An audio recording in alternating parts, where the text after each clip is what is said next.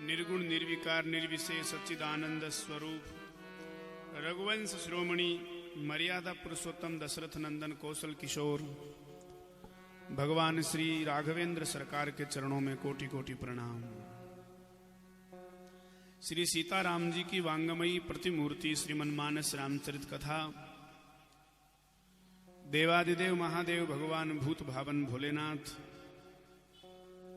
पराम्बा भगवती राजराजेश्वरी मां दुर्गा श्री सीताराम जी के लाडले भक्त हनुमान जी महाराज स्थान देवता इष्ट देवता कुल देवता ग्राम देवता सर्वदेवमयी श्री गौ माता सभी के चरणों में साष्टांग दंडवत प्रणाम।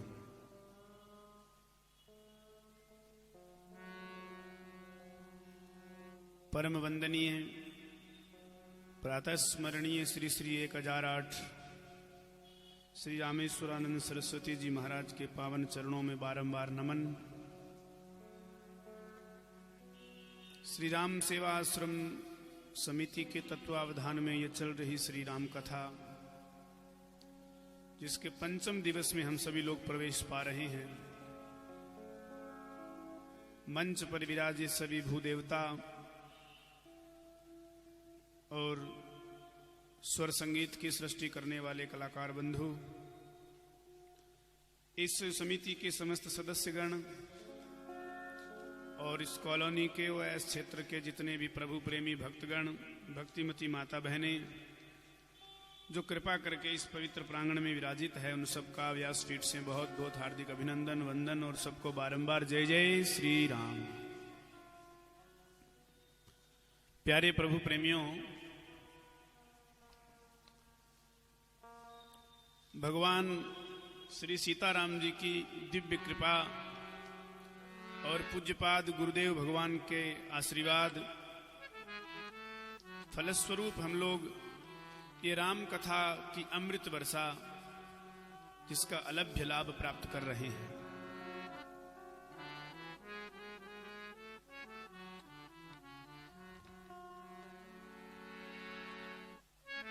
भाव भरे प्रभु प्रेमिन ते नित प्रेम सुधा बरसावत मानस, जो पशु तुल्य भये जग में तिन्ह मानुष फेरी बनावत मानस। रंग राजेश करें पल में मानस रोग मिटावत मानस, जानकी राघव के पद पंकज ये तो मानस माहि बसावत मानस। जानकी राघव के पद पंकज ये तो मानस माहि बसावत मानस। भगवान राघवेंद्र के चरण कमलों को मानस में बसाने वाली है मानस, मानस रोग को मिटाने वाली है मानस, और सही मायने में मानव को मानस बनाने वाली है मानस। हम लोग कल के चरित्र को सुने, जहां विश्राम हुआ था, याद है? बराबर है? कल कहां तक सुनी थी? अब कल का प्रसंग तो याद होना ही चाहिए, क्योंकि कल हमारे इस राम समिति सेवा आश्रम का ये पवित्र प्रांगण तो ऐसा लग रहा था मानो दशरथ जी का राजभवन हो। बोलो जय श्री राम। ऐसा इस पवित्र आश्रम के प्रांगण में हम सब लोगों ने राम जन्म महोत्सव मनाया।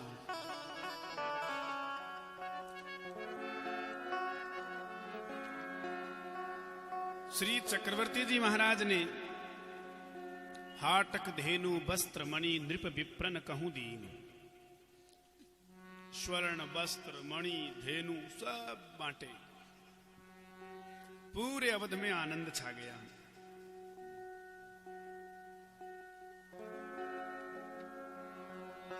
चार कुमार,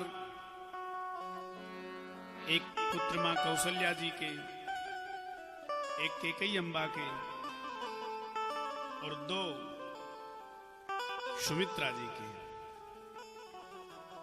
दुई सुत मातु सुमित्रा जी के, सुवर्ण देख लजायो, अवध में आनंद छायो।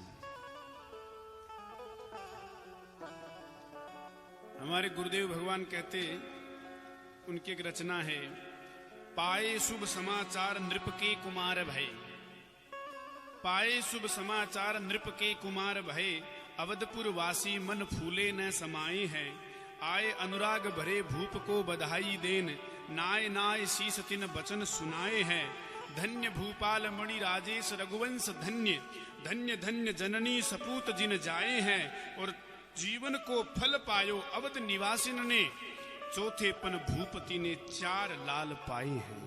चौथेपन भूपति ने जीवन के मानो 4 फल पाए हैं। ऐसा आनंद भया अवध में। उसके बाद में कथा आती है कि श्री वशिष्ठ जी के द्वारा नामकरण होता है। शंकर भगवान काकभूषुंडी जी भी दर्शन करने के लिए आते हैं। सबसे बड़े पुत्र का नाम राम रखा, 2 नंबर भरत भैया है, 3 नंबर पर लक्ष्मण जी है, और सबसे छोटे शत्रुघ्न लाल जी है। चारों का नामकरण। धीरे धीरे थोड़े बड़े हुए। भगवान आंगन में विचरण करते खेलते। मैया कबहू उछंग कबहू हलरावे, कबहू पालना घाली झुलावे, कभी पलना झुलाती, कभी नृत्य करके राघव जी को ऐसे अंगुलियां पकड़कर चलना सिखाती। अद्भुत दृश्य है जो पूरे जगत को चलना सिखाता है। वो खुद मां की अंगुली पकड़कर चलना सीख रहा है। ये प्रेम की बात है। जो जगत को अपनी गोद में खिलाता है वो खुद कौशल्या मां की गोद में खेल रहा है। मैया अंगुली पकड़ करके चलना सिखाती है। छोटे छोटे चरण है, छोटे छोटे हाथ है, शंख जैसी ग्रीवा है, मुट्ठी भर की कमर है, 4 अंगुल का पेट है, मोती जैसे 2 छोटे छोटे दांत भी आ गए हैं, टमाटर जैसे गाल है, बिंबा फल जैसे होस्ट है, और बटुआ जैसो मुंह है। बोलो जय श्री राम। कितने सुंदर है भगवान। हमारे यहाँ क्या बोलते हैं, जो बच्चा छोटा ज्यादा सुंदर हो उसको एक माता दूसरी माता से कहते, देख बहना बटुआ जैसे मुंह को है, बटुआ जैसे मुंह को है। ऐसे है भगवान। आंगन में बड़े प्रेम से मैया कबहू उचंग लई उछंग, कबहू हलरावे, और कबहू पालने घाली झुलावे। अब प्रेम मगन कौशल्या निसी, दिन जात न जान, सुत स्नेह बस माता, बाल चरित कर गान। मैया बाल चरित का गान करती। कब दिन बीत गया, कब रात बीत गई, कब दिन आ गया अगला, पता ही नहीं चलता।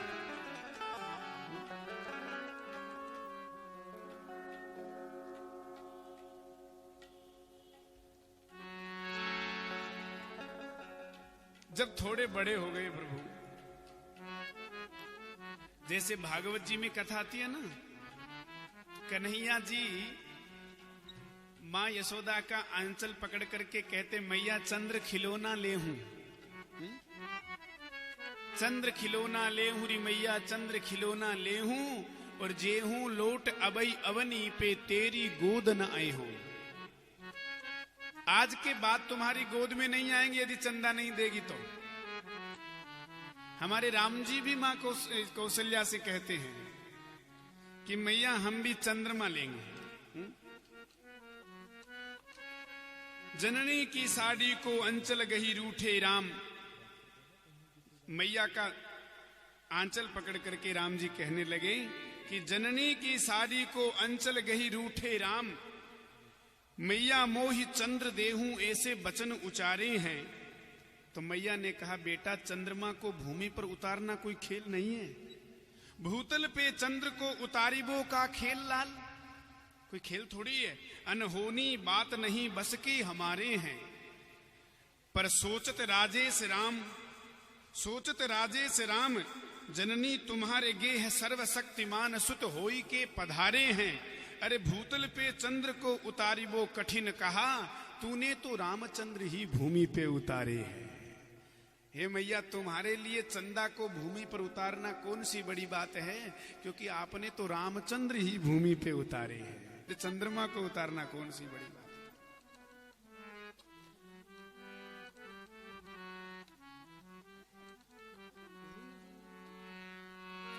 है। ऐसी बाल लीला बड़ी सुंदर आई, हम लोग गाते हैं।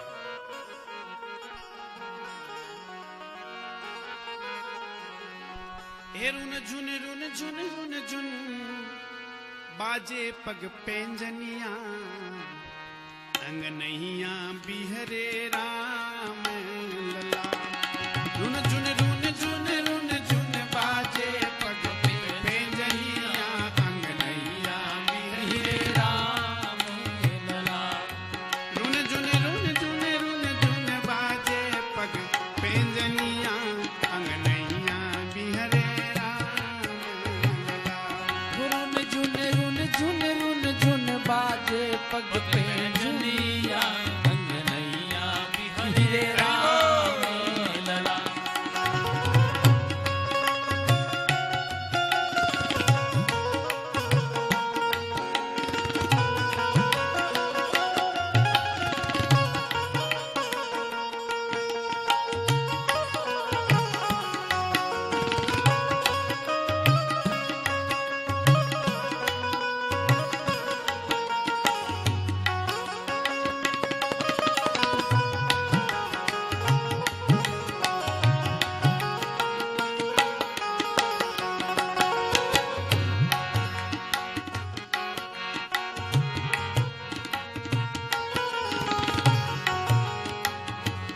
दसन दामिनी जैसे दम दम दम दम दम के, दुई दुई दसन दामिनी जैसे दम दम दम दम दम के। कर कंजन कंचन के कंगना चम चम चम चम चम के, कर कंजन कंचन के कंगना चम चम चम चम चम के। सोहे रुचि रही है मणिमाल कमर कर धनिया, अंगनैया बिहरे राम लला। सोहे रुचि रही है मणिमाल कमर कर धनिया, अंगनैया बिहरे राम लला। ये रुन झुन रुन झुन बाजे पग पेंजनिया, अंगनैया बिहरे राम लला। रुन झुन रुन झुन बाजे पग पेंजनिया, अंगनैया बिहरे राम लला।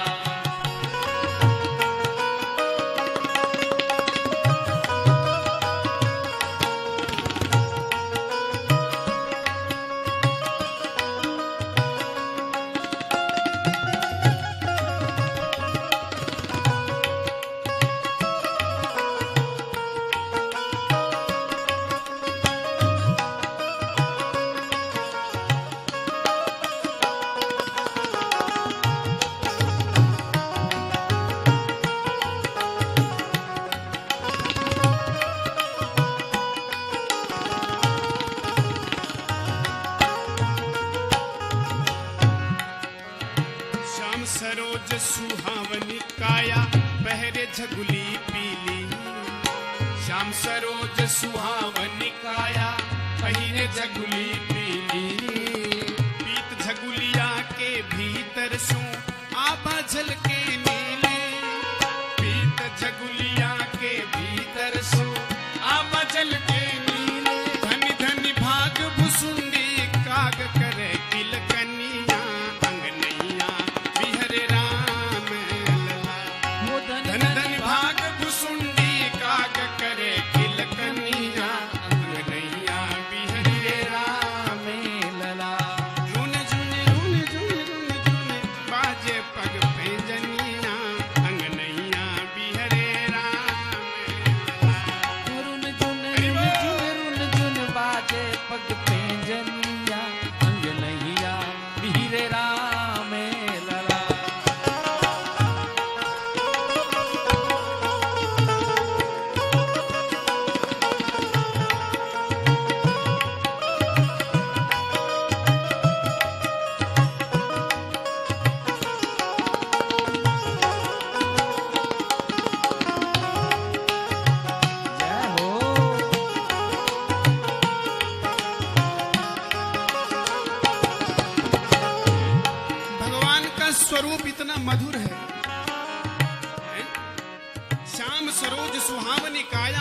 के झगुली पीली और पीत झगुलिया के भीतर सु आभा झलके नीली। और ये दृश्य कौन देख रही है? धन धन भाग भुसुंडी काग करे किलकनिया। काग भुसुंड जी महल की शिखर पर बैठे देख रहे हैं। तुलसीदास जी महाराज ने एक पद कहा बहुत अच्छा, वरदंत की पंगत कुंद कली, वरदंत की पंगत कुंद कली, अधराधर पल्लव खोलन की, चपला चमके घन बीच जगह छवि मोतिन माल अमोलन की, गुंगरारी लटे लटके मुख ऊपर सुंदर लोल कपोलन की, और न्यो छावरी प्राण करही तुलसी बलि जाऊं लला की तोतरी बोलन की। ऐसी तोतली वाणी में बोलते भगवान। गोस्वामी जी कहते मैं मेरे प्राण न्यो छावर कर दूं।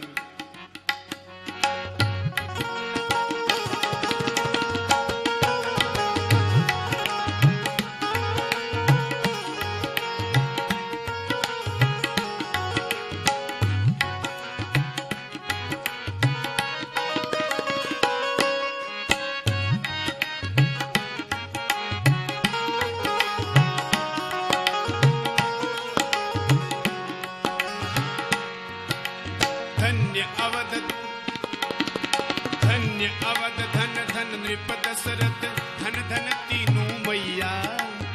धन्य अवध धन धन नृप दशरथ धन धन तीनों मैया।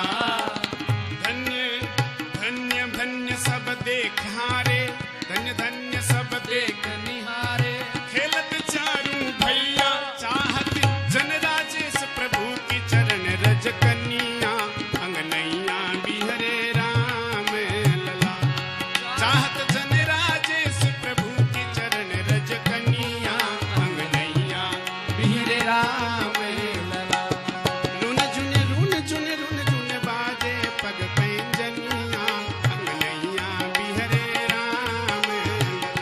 रुन झुन रुन झुन रुन झुन बाजे पग पैंजनिया। अंगनैया बिहरे राम लला। सियावर रामचंद्र भगवान की जय। धन्य धन्य दशरथ धन धन तीनों मैया। धन्य धन्य सब देखन हारे, खेलत चारों भैया। चाहत जन राजेश प्रभु की चरण रजकनिया।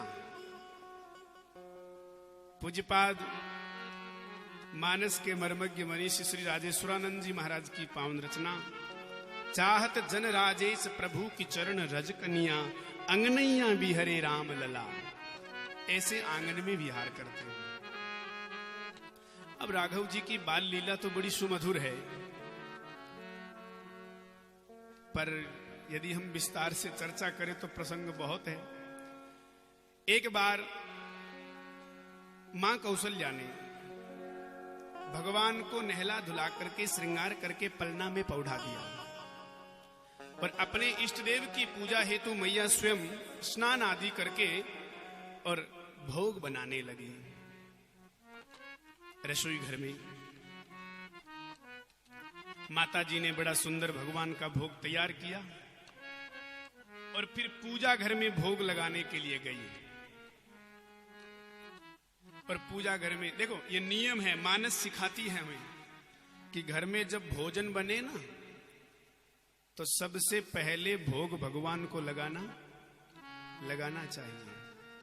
बिना भगवान को भोग लगाए जो आदमी भोजन करता है, गीता जी में लिखा है कि वो अपने पाप का ही भक्षण करता है। पहले भगवान को भोग लगाओ। अच्छा, कई बार लोग क्या कहते हैं, बोले हम भगवान को भोग ना लगाएं तो क्या भगवान भूखे रहेंगे? अरे ऐसी बात नहीं है, हम भोग नहीं लगाएंगे तो भगवान भूखे नहीं रहेंगे। बात तो ये है कि वो नहीं देंगे तो हम भूखे रहेंगे। बोलो जय श्री राम।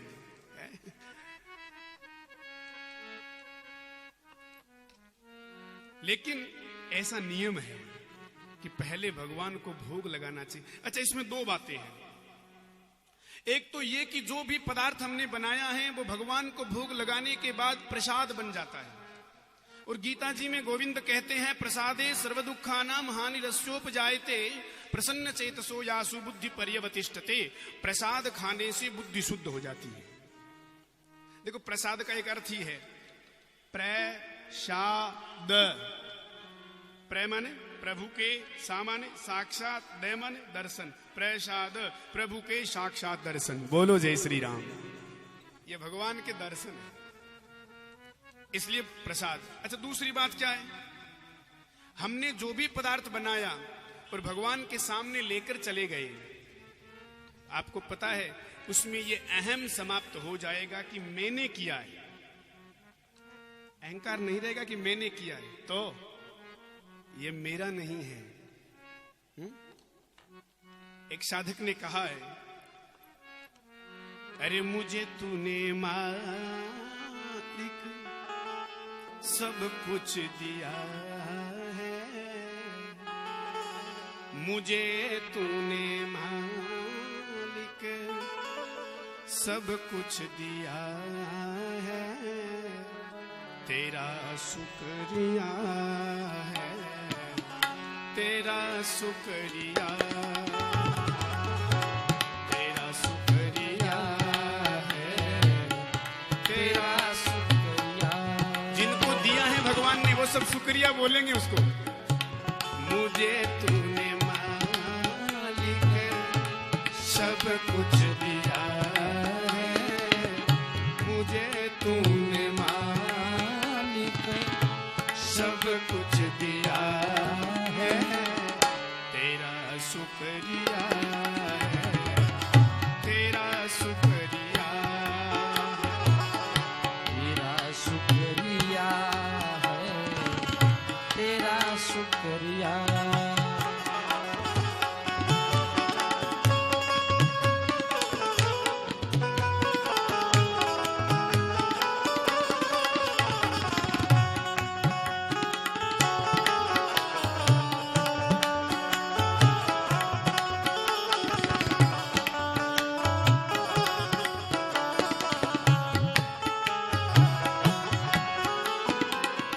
ये जायदाद दी है, औलाद दी है, जायदाद दी है, औलाद दी है, मुसीबत में हर वक्त इमदाद की है, तेरा ही दिया मैंने खाया पिया है, तेरा ही दिया मैंने खाया पिया है, इसलिए तेरा शुक्रिया, तेरा शुक्रिया, तेरा शुक्रिया है, तेरा शुक्रिया। हरि बोल।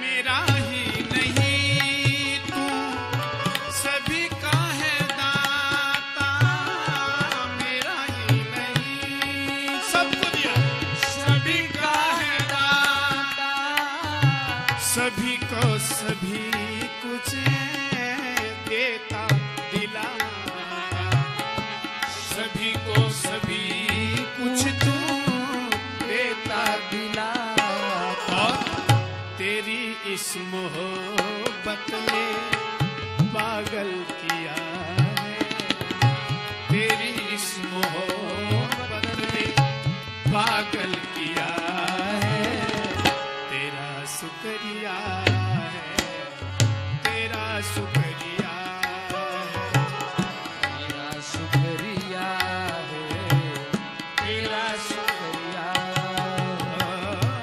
मुझे तूने मालिक सब कुछ दिया है, मुझे तूने मालिक सब कुछ दिया है, तेरा शुक्रिया है,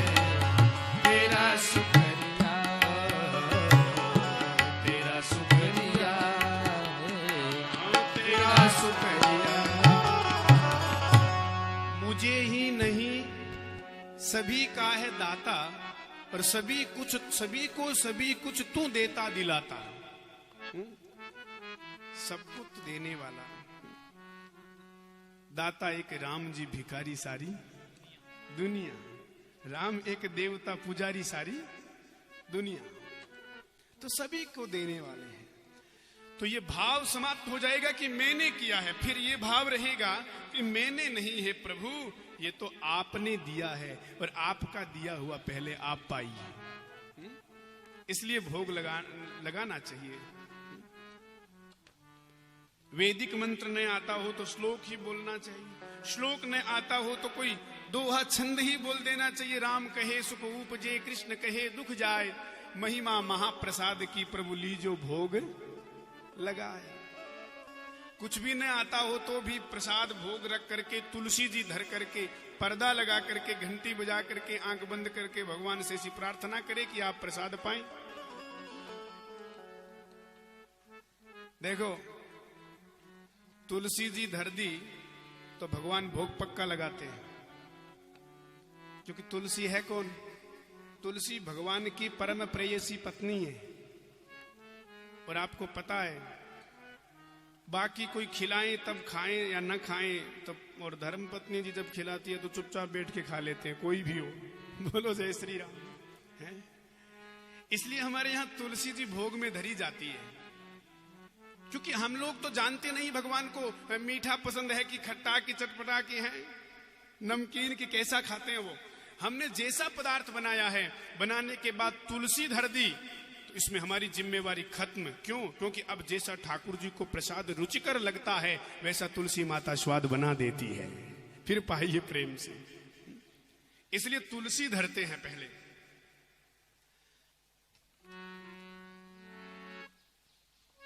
वैसे भी मुझे एक बात याद आ गई। एक बार माता जी एक बच्चे को भोजन करवा रही थी, बोले बेटा तेरे लिए आज ये दाल भात बनाया है, ये मिठाई बनाई है, ये सब्जी बनाई है और बाजरे की रोटी भी बनाई है, आज तो मिस्सी रोटी भी बनाई है। बच्चा पा रहा है, लेकिन आप जानते ही कलयुगी संतान को। माँ से बोला, माँ क्या बताएं, बूढ़ी हो गई पर तुम्हें बनाना कुछ नहीं आता, कुछ नहीं जानती, कैसा बनाए? और ये बिल्कुल कढ़ी तो एकदम मोर के आंसू जैसी पतली, ऐसी कोई कढ़ी बनाते हैं? तुम्हें बनाना कुछ नहीं आता माँ। तब तक माँ बोली, बेटा ये बाकी तो सब मैंने ही बनाया था, पर आप आज कढ़ी तो बहू ने बनाई। तो वो क्या बोला, माँ पतली भलाई हो, स्वाद बहुत है। बोलो जय श्री राम। हाँ पतली भलाई हो पर स्वाद बहुत है। चुपचाप बैठ के पा रहा। ऐसे ही भगवान के भोग में तुलसी धरी जाती है। तो माता कौशल्या ने राघव जी को भोग लगाया, मानो भाव से यही कह रही है, अरे राम रसिया। अब एक एक चौपाई पर भजन है। अरे राम रसिया मेरे मन बसिया, प्रभु रुचे रुचे भोग लगाओ रसिया। राम रसिया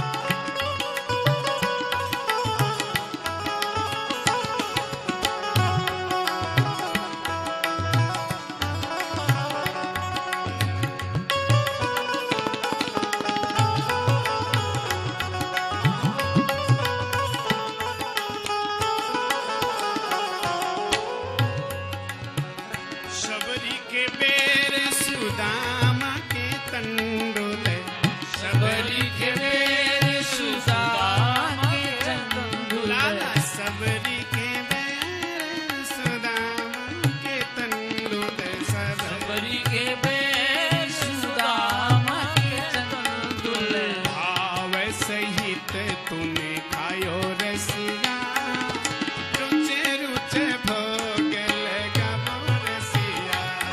अरे भाव सही ते तूने खायो रसिया, रुचे रुचि भोग लगावो रसिया।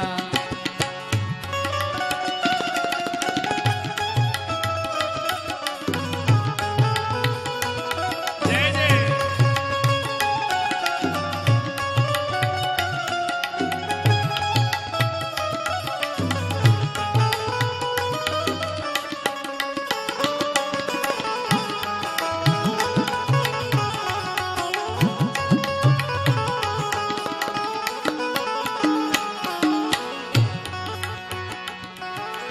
ऐसो भोग लगावो मेरे राघव, ऐसो भोग लगावो मेरे राघव, ऐसो भोग लगावो मेरे राघव, ऐसो भोग लगावो मेरे राघव।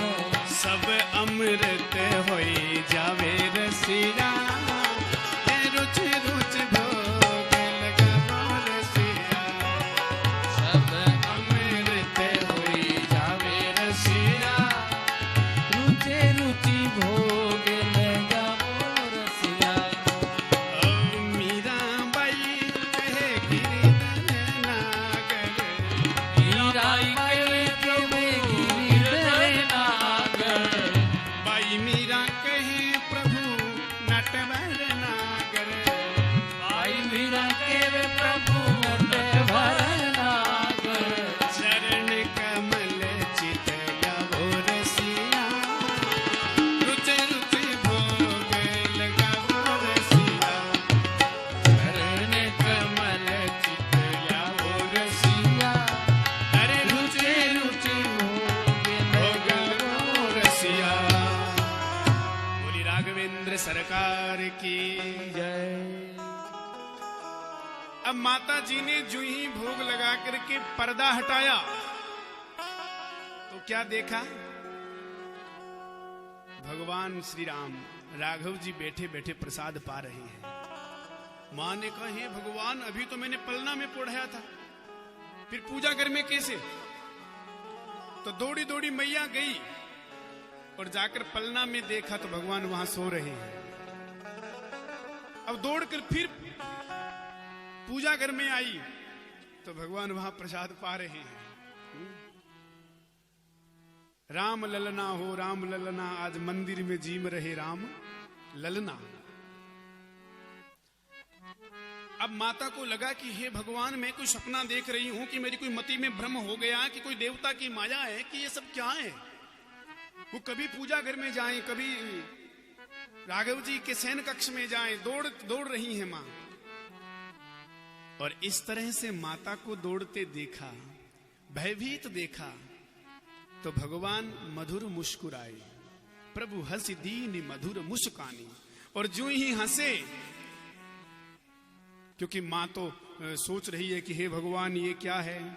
ये इहां उहां इहां उहां दोई बालक देखा, ये मति भ्रम मोर की आन बिसेखा। देखी राम जननी अकुलानी, देखी राम जननी अकुलानी। तब प्रभु हंसी दीन मधुर मुस्कानी, प्रभु हंसी दीन मधुर मुस्कानी। मैया को ऐसे देखा भयभीत तो भगवान हंसे, और जू हंसे तो उनका मुख खुला, और मुख खुलते ही अग्नित रवि शशि शिव चतुरानन, अग्नित रवि शशि शिव चतुरानन, बहुगिरि सरित सिंधु मही कानन, बहुगिरि सरित सिंधु मई कानन, काल कर्म गुण गान सुभावो, काल कर्म गुण ज्ञान सुभावो, सोई देखा जो सुनान कावो, सोई देखा जो सुनान कावो। देखी माया विधि गाढ़ी, एकी माया सब विधि गाढ़ी, अति सभीत जोड़े कर ठाड़ी, अति सभीत जोड़े कर ठाड़ी। विस्मयवंत देखी मैं तारी, विस्मयवंत देखी मैं तारी। अब भजे बहुरी शिशु रूप खरारी, भजे बहुरी शिशु रूप खरारी। सिया जो ही प्रभु मुस्कुराए तो भगवान के मुख में संपूर्ण ब्रह्मांड का दृश्य दिखाई दिया। भूर स्वर महर जन तप और सत्य लोक अतल वितल सुतल तलातल महातल रसातल और पाताल 14 लोकों का जो ब्रह्मांड है वो भगवान राघव के मुखारविंद में दिखाई दे रहा है। अरे ब्रह्मांड के 14 लोकों को छोड़िए, ये मुख्य 3 लोक दिख रहे हैं। 3 लोकों में मृत्यु लोक दिख रहा है। मृत्यु लोक में सप्त द्वीपवती पृथ्वी दिख रही है, जम्बू द्वीप दिख रहा है, भरतखंड दिख रहा है, भारतवर्ष दिख रहा है। और भारतवर्ष के अंदर पावनपुरी उत्तर प्रदेश के अंदर अवध नगरी दिखाई दे रही है। और अवध नगरी के अंदर महाराज चक्रवर्ती जी का सरजू जी के किनारे विशाल भव्य महल दिखाई दे रहा है। और उस भव्य भवन के अंदर मां कौशल्या विस्मय होकर के भाग रही है। ये दृश्य भी भगवान के मुखारविंद में दिख रहा है। मां तो विस्मय हो गई, हे भगवान मैं ये क्या देख रही हूं, ये कैसी देव माया है। पर हो न हो, वो वशिष्ठ जी कह रहे थे कि आपका बेटा साक्षात नारायण है, तो मैंने जगत पिता को सुत मान लिया, ये गलती कर ली। जो जगत का पिता है उसको पुत्र मान लिया, ये मैंने बहुत बड़ी गलती कर दी। और ऐसा सोच करके मां, राघव जाना नहीं मुझे कीजिए क्षमा, मैंने पहचाना नहीं मुझे कीजिए क्षमा, ऐसा कह करके हाथ जोड़ करके बैठी। तो भगवान ने उसी समय अपनी माया को बुलाया। वैष्णवीम व्यतनोन मायाम पुत्र स्नेहमयीम विभु, अपनी वैष्णवी माया से कहा आओ। माया ने कहा क्या आज्ञा है ठाकुर। भगवान ने कहा अभी तुरंत मैया पर ऐसा असर कर दो कि जो मैया ने देखा वो सब भूल जाए। माया बोली हे प्रभु, मां बाप पर भी माया, मां बाप पर भी माया। ठाकुर जी बोले जो जगत में आया सब पर माया। बोलो जय श्री राम। यहां बिना माया से तो कौशल्या मां के ऊपर माया का ऐसा असर हुआ कि मां बोली बेटा कि मैंने अभी कुछ देखा था तेरे मुख में। भगवान ने अपना मुख दिखा करके कहा देख लो मैया कुछ भी नहीं है। और फिर देखा तो कुछ भी नहीं। इसी बहाने मैया को भगवान ने ब्रह्मांड का दर्शन करवा दिया। अब ऐसी बाल लीला तो बड़ी सुंदर सुंदर है। गोस्वामी जी कहते बाल चरित हरि बहु विधि कीन्हा, अति आनंद दासन कहूं दीन्हा। अति आनंद दिया। फिर भाई चारों भ्राता बड़े हुए, चूड़ाक्रम संस्कार हुआ, फिर तो बड़ी चोटी रखी और अब गुरुकुल में पढ़ने के लिए जा रहे हैं। अच्छा कई लोग कहते हैं कि क्या भगवान को भी पढ़ने की जरूरत है? क्योंकि रामायण में लिखा है ब्रह्मांड निकाया निर्मित माया रोम रोम प्रतिवेद कये। जिनके रोम रोम में वेद है जाकी सहज श्वास श्रुति चाहे सो हरि पढ़े यह कौतुक भाई। जिनके रोम रोम में वेद है, रोम रोम प्रति वेद कहे, जिनकी श्वास श्वास में श्रुति है, शास्त्र है, क्या ऐसे हरि को पढ़ने की आवश्यकता है? यद्यपि भगवान तो वेद स्वरूप है। भागवत जी में लिखा है वेद प्रहिणितो धर्मो यधर्मस्तद विपर्ययः वेदो नारायण साक्षात स्वयं भुवरिति सुश्रुमय। वेद साक्षात नारायण है। भगवान को पढ़ने की जरूरत नहीं है, लेकिन भगवान गुरु परंपरा बताना चाहते हैं कि भैया जीवन में गुरु परंपरा अति आवश्यक है। क्योंकि यह भी लिखा है कि ज्ञान कब तक नहीं होगा, बोले जब तक महापुरुषों के चरण की रज माथे से नहीं लगाओगे तब तक ज्ञान नहीं होगा। ज्ञान तो किताबों में बहुत है। अच्छा यदि रामायण में हम यदि घटना की वजह से ही सुनते कि राम हुए, रावण हुआ और ऐसे ऐसे युद्ध हुआ और इसी वजह से सुनते तो घटना तो रोज होती है, अखबारों में आती है। हम इसलिए नहीं सुनते कि राम रावण का युद्ध हुआ, कि ये घटना हुई, नहीं। ज्ञान तो पुस्तकों में भरा पड़ा है, घटनाएं तो अखबार में रोज आती है, इतिहास की बातें तो अन्य अन्य ग्रंथों में बहुत मिलेगी। अच्छा, एक दिन पुराना अखबार कोई आपको लाकर दे दे तो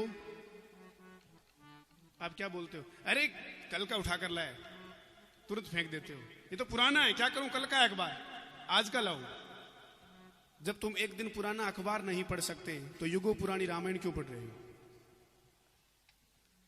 एक दिन पुराना अखबार हमें अच्छा नहीं लगता और युगों पुरानी रामायण हमको नित्य नई लगती है, रोज नवीनता लगती है। इसमें बस भगवान राम के परमात्मा होने का यही सबसे बड़ा प्रमाण है। बोलो जय श्री राम। मेरे राम जी परमात्मा है, बस यही सबसे बड़ा प्रमाण है कि रोज हमें राम कथा नवीन लगती है, रोज मन ललचाता है इसके लिए। तो भगवान को मुंडन संस्कार करके चोटी रखी। देखो कितनी अच्छी परंपरा है। पहले गुरुकुल में जब विद्यार्थी पढ़ने के लिए जाता तो उसके सर पे चोटी रखी जाती है। आजकल किसी आदमी को कहो भाई चोटी रखनी चाहिए तो वो क्या बोलता है? अरे महाराज बहुत शर्म लगती है, बहुत संकोच लगता है। अब बताओ, चोटी से संकोच लगता है और आजकल की कटिंग देखी आपने? देखिए, किसी का यहां से पूरा साफ, किसी का यहां से, किसी का बिल्कुल यहां बस थोड़ा सा है और बाकी पूरा ही साफ। अब ऐसी स्थिति में उन्हें कोई शर्म नहीं लगती, कोई संकोच नहीं लगता। और चोटी की बात करो, शिखा की बात करो तो बोले संकोच लगता है। मेरे गुरुदेव भगवान कहते, जिनके माथे पर शिखा नहीं, मस्तक पर तिलक नहीं, द्वार पर गैया नहीं, अंगना में तुलसी नहीं, घर में कोई ग्रंथ नहीं, तो वो हिंदू भी नहीं। बोलो जय श्री राम। फिर किस बात का हिंदू है? हम लोग दंभ करते, सनातनी है। काहे के सनातनी है? इसलिए तो इस एक कवि ने कहा, जुग जुग से कल कल करके कहता गंगा जमुना का पानी है। जुग जुग से कल कल करके कहता गंगा जमुना का पानी है। इस धरती पर जन्म लिया अपनी यही निशानी है। एक सभ्यता एक संस्कृति अपना इतिहास बताता है। ये जाति पंथ सब भले अलग पर खून तो हिंदुस्तानी है। जाति पंथ सब भले अलग पर खून तो हिंदुस्तानी।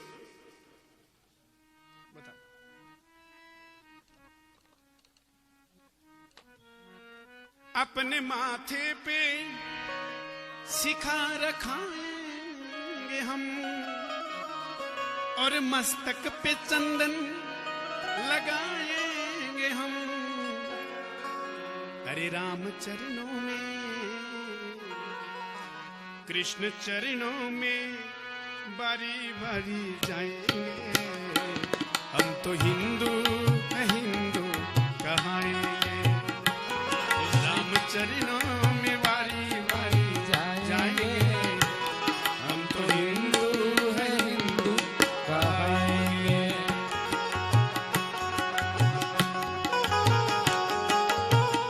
सत्यमेव जयते।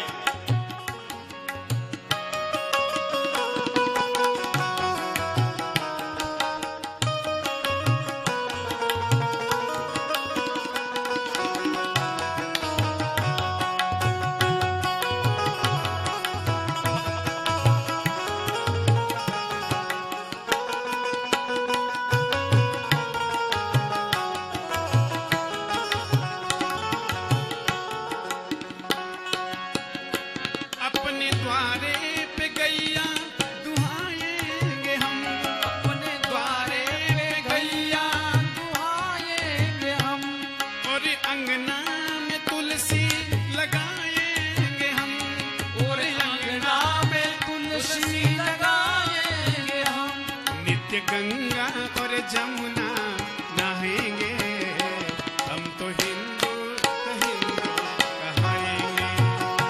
नित्य गंगा और जमुना नहाएंगे। हम तो हिंदू है, हिंदू कहाएंगे।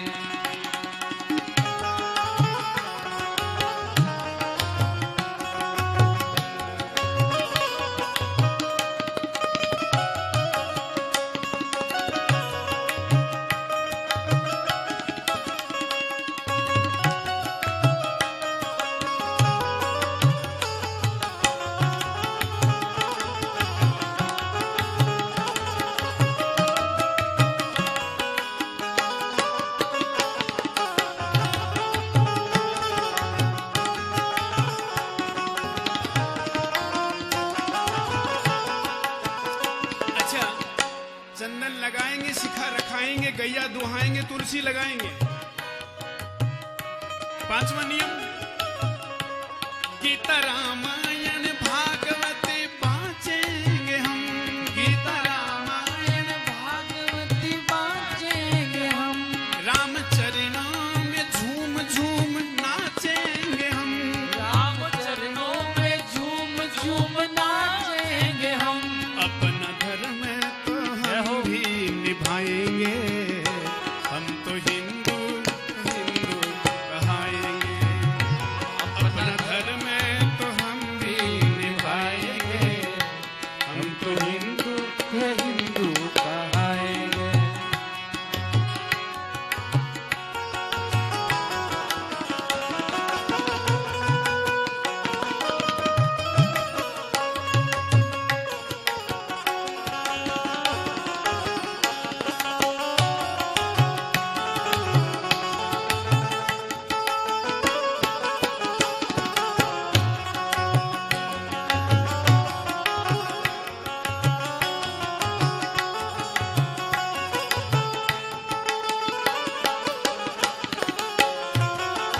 और बड़ा सुंदर नियम है एक,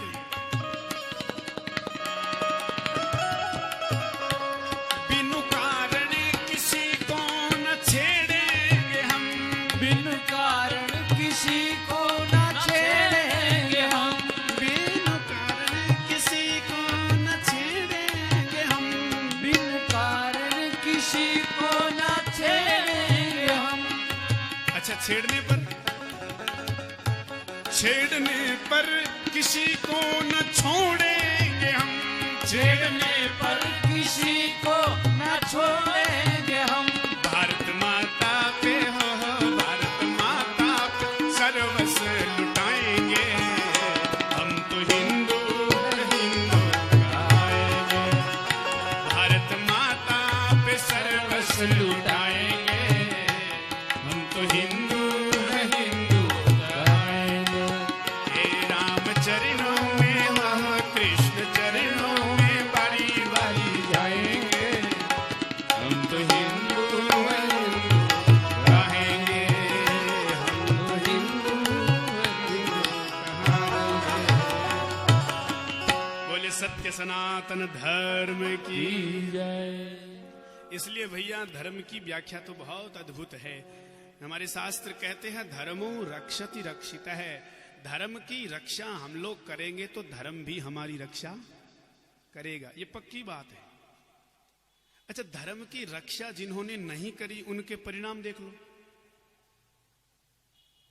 हमारे यहां सबसे बड़े दो ग्रंथ है, रामायण और महाभारत, और दोनों में ये बात है। रामायण के अंदर लंका नगरी में धर्म के रूप में जब तक विभीषण था, बताओ किसी का बाल भी बांका हुआ? कुछ नहीं बिगड़ा।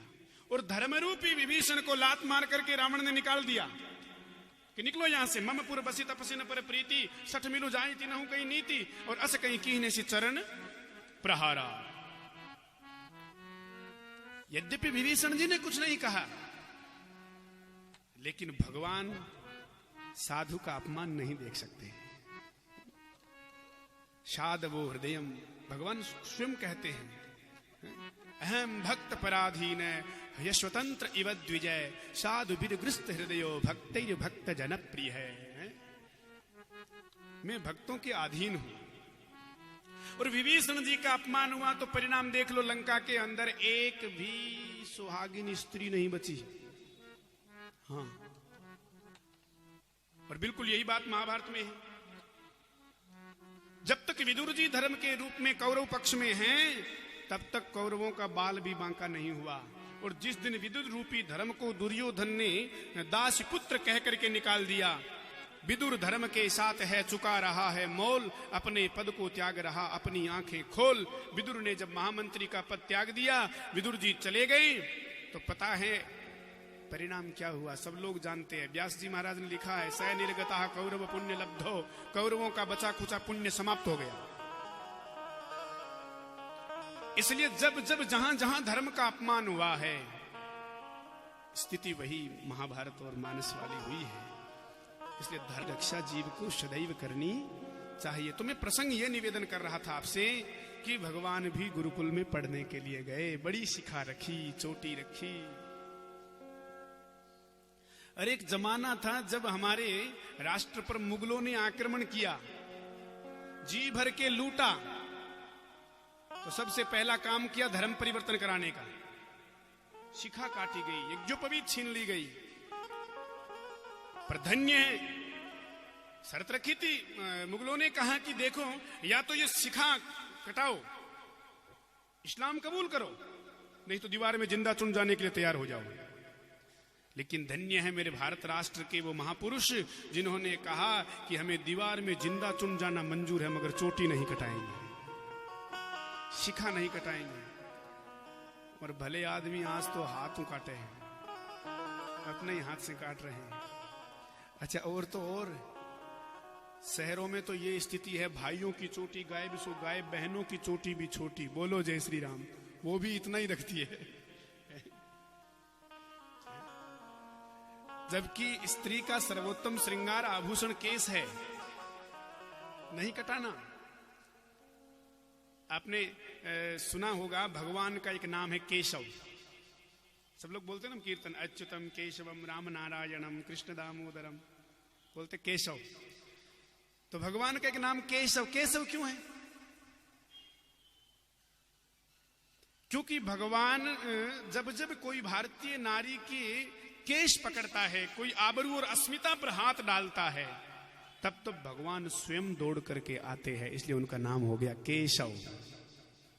अच्छा, आप कहोगे कहां आए? वाल्मीकि रामायण का प्रसंग है, वेदवती के केस रावण ने पकड़े, तो उनके लाज के लिए, उनके लज्जा की रक्षा हेतु भगवान राम बन करके आ गए। अच्छा, देवकी माता के केस कंस ने पकड़े। विवाह के बाद जब वो विदा कर रहा था, आकाशवाणी के कहने से केस पकड़ लिए थे।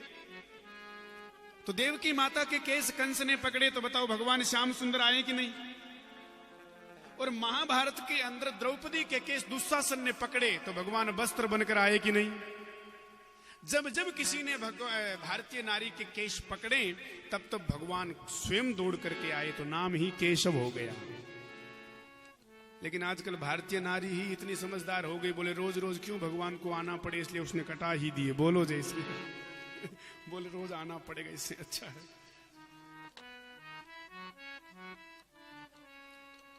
तो भगवान गुरुकुल में पढ़ रहे हैं, और मेरे राम जी ने 54 दिन में संपूर्ण विद्या सीख ली। कितने दिन में? 54 दिन में। कन्हैया जी ने 64 दिन में, राम जी ने 54 दिन में।